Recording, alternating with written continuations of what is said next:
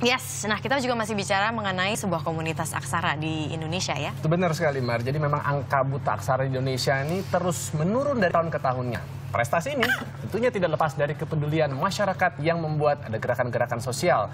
Mulai dari mengajarkan membaca ibu tunaksara hingga menanamkan gemar untuk membaca pada anak-anak.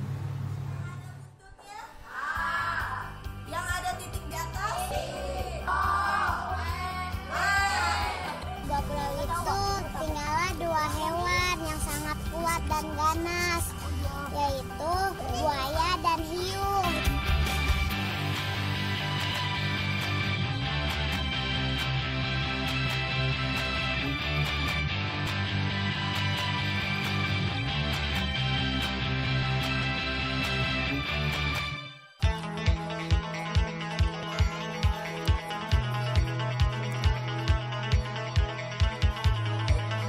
Membaca kunci melihat dunia untuk membangun masa depan.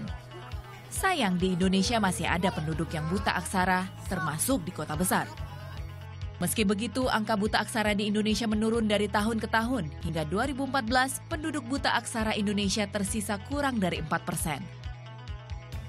Selain karena berbagai program pemerintah dalam memberantas buta aksara, tentu prestasi ini tak lepas dari partisipasi masyarakat. Pendekatan yang paling baik untuk masyarakat yang terbuka itu adalah program yang non-formal, ya, pendidikan non-formal, dengan adanya kegiatan-kegiatan masyarakat, ya, perkumpulan ibu-ibu atau bapak-bapak yang duduk berdiskusi tentang sesuatu yang mereka baca, seperti itu efektif sekali. Sanggar Kita di Tangerang Selatan, Banten misalnya. Sudah 6 bulan ruangan taman kanak-kanak di daerah Pamulang ini disulap menjadi kelas aksara setiap sore.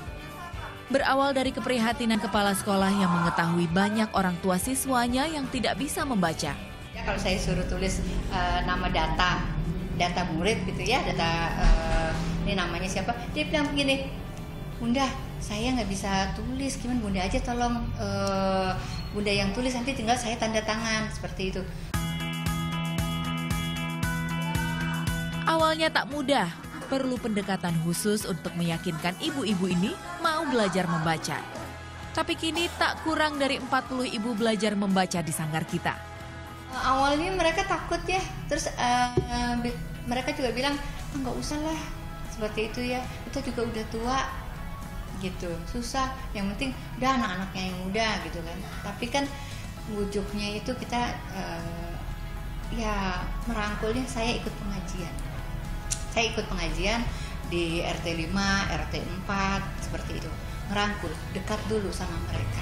Ntar kalau misalnya udah, bu kopi gitu ya, kalau udah ngerangkul, mereka merasa udah dekat, baru ikut baca ya, biar pinter. Kita bujuk seperti itu. Yang ada buntutnya, yang ada titik di atas, ini.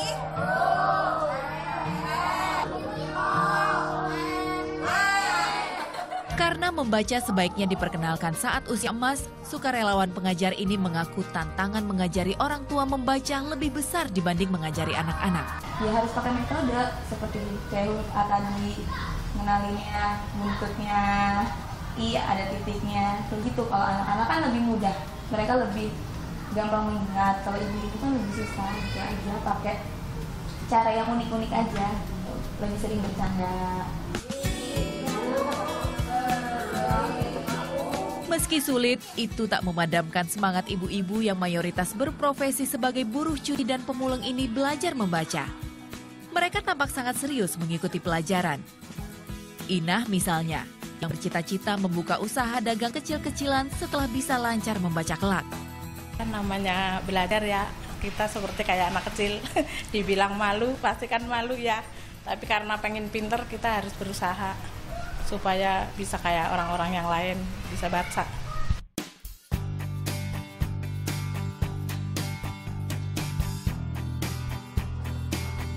Sementara di Jakarta ada komunitas Jendela.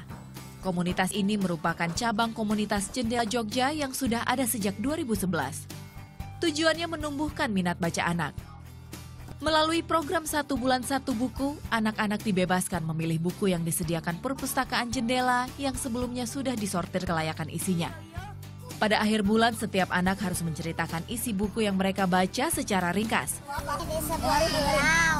Di sebuah pulau itu tinggallah 2 hewan yang sangat kuat dan ganas, yaitu buaya dan hiu. Hiunya itu namanya Sura, ya kan? Nah, terus dua-duanya itu sama-sama kuat kan ya, sama-sama binatang buas.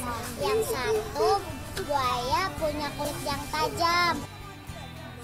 Sementara bagi yang belum lancar membaca, relawan komunitas Jendela akan mendampingi dengan sabar. Awalnya tak mudah menumbuhkan minat baca pada anak. Mereka harus diberi pengertian betapa pentingnya membaca. Kita bikin gambar pohon, di masing-masing dahannya tiap anak menulis apa sih impian mereka, apa sih cita-cita mereka.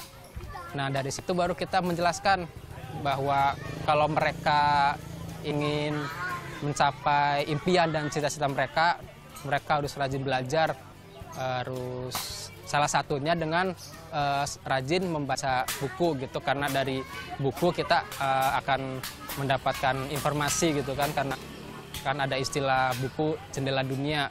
Dengan membaca buku kita dapat mengetahui informasi-informasi yang ada di luar sana. Habis dia marah, terus akhirnya dia sebat tangkar. Orang hewan-hewan itu takut pada kesini. Cara ini terbukti ampuh menumbuhkan minat baca pada anak. Sampai-sampai ada yang tak ingat berapa banyak buku yang sudah dibacanya. Saya lupa udah banyak.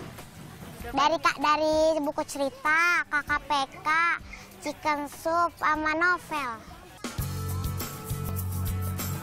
Selain membiasakan gemar membaca, komunitas Jendela juga mengajarkan pelajaran sekolah dan kesenian agar anak tak merasa bosan. Kepedulian masyarakat mutlak dibutuhkan. Semakin banyak gerakan-gerakan sosial seperti ini, semakin cepat pula Indonesia merdeka 100% dari buta aksara. Gita Ayu Pratiwi, Bambang Adi Jatmiko, melaporkan untuk NET.